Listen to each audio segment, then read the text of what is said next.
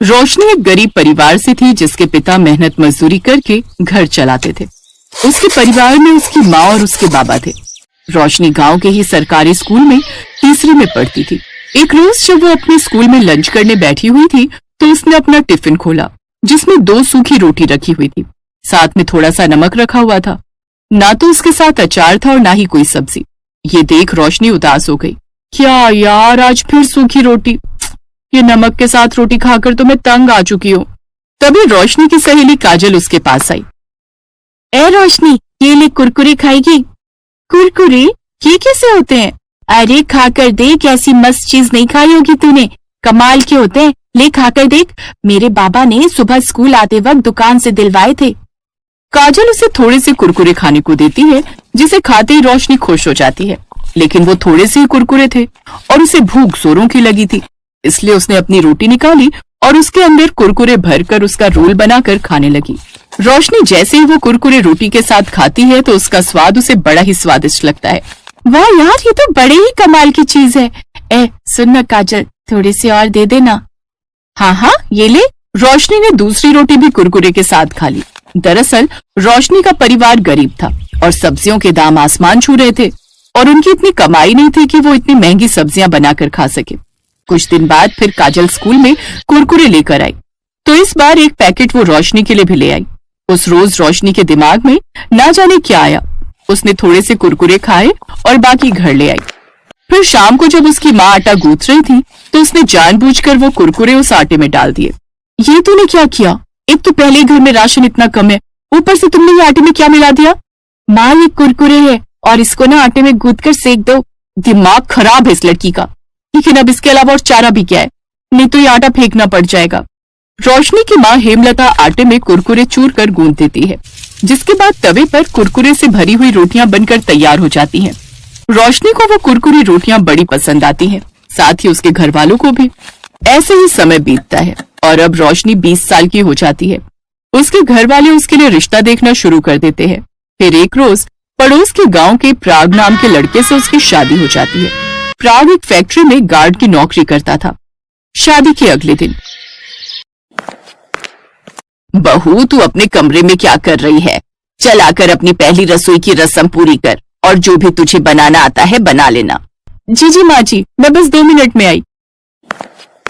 रोशनी ने झट से अपना बैग खोला और उसमें से कुरकुरे का पैकेट निकाला, जिसे देख उसका पति प्राग उससे बोला, रोशनी, तुम अपनी पहली रसोई में हमें कुरकुरे खिलाओगी क्या? ओफो, आप चुप रहो ना। एक तो वैसे ही अपनी पहली रसोई को लेकर मैं इतनी घबराई हुई हूँ और माँ जी ने कहा है ना, जो भी बनाना आता होगा बना देना।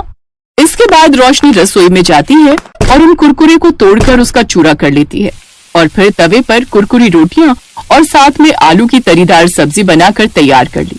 शादी के बाद उसके ससुराल में उसकी बुआ सास भी अभी वहीं रुकी हुई होती हैं। वो उन सबको भी कुरकुरी रोटी और आलू की सब्जी खाने को देती है। अरे बहू, ये क्या बना डाला?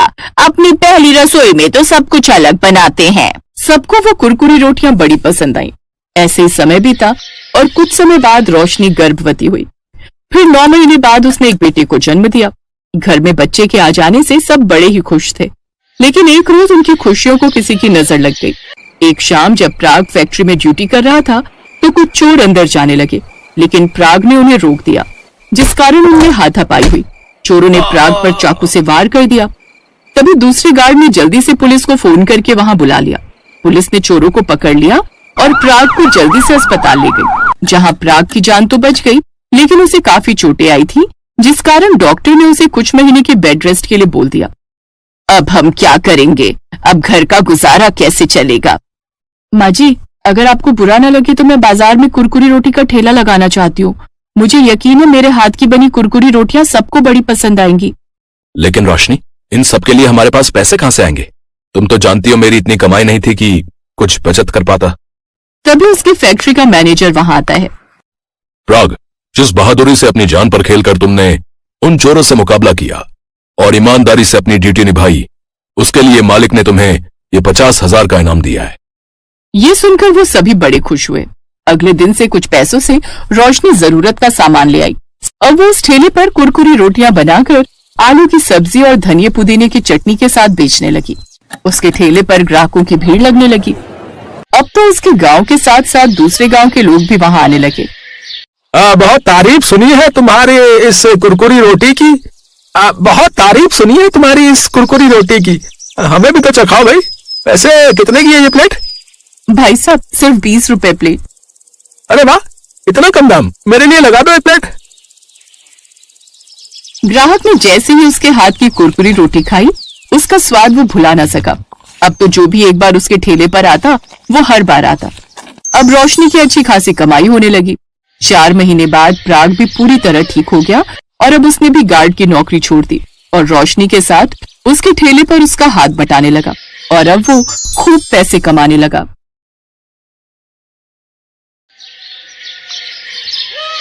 काव्या की शादी बड़ी धूमधाम से संपन्न हुई और वो अपने ससुराल आई। ससुराल में उसे बहुत प्यार मिला, लेकिन शादी से पहले से ही वो एक बात से हमेशा टेंशन में रहती थी। उसने सुना था कि जेठानियां बहुत तेज होती हैं और देवरानी की बिल्कुल मदद नहीं करती। सासू माँ ने काव्या को रोटियां बनाने को कहा तो काव्या परेशान हो गई। काव्या की जेठानी सविता, जो घर की बड़ी बहू थी, हर काम में निपुण थी, खासकर रोटियां बनाने में। मैं क्या करूं? अब तो सासू माँ ने मुझे भी रोटियां बनाने के लिए बोल दिया है, पर मैं यहाँ पर किसी से ये भी नहीं कह सकती कि मुझे मुलायम रोटियां बनानी नहीं आती। घर पर तो मैं जब भी रोटियां बनाती थी तो मेरी रोटी सूख जाती थी। यहाँ भी मैंने कोशिश की है, पर मुझे नहीं लगता कि मैं मुलायम रोटियां बना पाऊंगी। घर पर तो मम्मी संभाल लेती थी, मैं तो सिर्फ सब्जी बनाती थी। रोटी का काम मम्मी के जिम्मे था, पर यहाँ पर तो सासू माँ ने मुझे ही रोटियां बनाने के लिए बोल दिया है। अब रात की रोटियां मैं कैसे बनाऊं, मुझे कुछ समझ नहीं आ रहा। क्या करूंगी? सविता दीदी से पूछना भी ठीक नहीं लगेगा, कहीं वो मेरा मजाक ही ना उड़ा दे कि मुझे मुलायम रोटी बनानी नहीं आती। एक बार कोशिश करती हूँ, शायद बन जाए। काव्या ने किसी तरह रोटियां बनाई, लेकिन वो रोटियां सूख गईं। हे भगवान, अब मैं क्या करूं? मेरी रोटियां तो बिल्कुल सूखी हुई लकड़ी जैसी बनी है। ये रोटियां अगर माँ, बाबूजी, जेठ जी और आशीष ने खाई तो सब मुझ पर हंसने वाले हैं। एक काम करती हूँ, फोन में कोई वीडियो देखती हूँ, शायद समझ में आ जाए। काव्या इंटरनेट पर वीडियो देखती है जिसमें बताया गया था कि आटे में थोड़ा सा मैदा मिलाने से रोटियां मुलायम बनती हैं। क्यों ना मैं भी ये तरीका आजमाऊं? काव्या को मुलायम रोटियां बनाने का तरीका मिल गया था और आटे में मैदा मिलाने लगी। ये तो बहुत थोड़ा रहेगा, मुझे तो ज्यादा रोटियां बनानी है। एक काम करती हूँ, आधा आटा और आधा मैदा ले लेती हूँ तो और मुलायम रोटियां बनेंगी। काव्या चोरी छुपे आटे में मैदा मिलाकर रोटियां बनाती है। रोटियां मुलायम बन जाती हैं और परिवार के सदस्य उसकी तारीफ करने लगते हैं। काव्या बहू, रोटियां तो बहुत मुलायम हैं। हाँ बहू, रोटियां वाकई में बहुत मुलायम बनी है। काव्या, तुम्हारी रोटियां मुलायम तो बनी है, पर साथ में इतनी सफेद बनी है मानो हम नान खा रहे हों। काव्या घबरा जाती है। वो ये तो बस। काव्या, आशीष को तो आदत है मजाक करने की, पर रोटियां बहुत बढ़िया बनी है। ऐसे ही रोटियां बनाया करो। मजाक कर रहा था, रोटियां बहुत टेस्टी बनी है काव्या। आशीष की बात सुनकर काव्या मुस्कुरा देती है। उस दिन बात खत्म हो गई, पर एक दिन सविता मछली बनाने के लिए ड्रम में मैदा ढूंढ रही थी। तभी उसने देखा मैदे का ड्रम खाली है।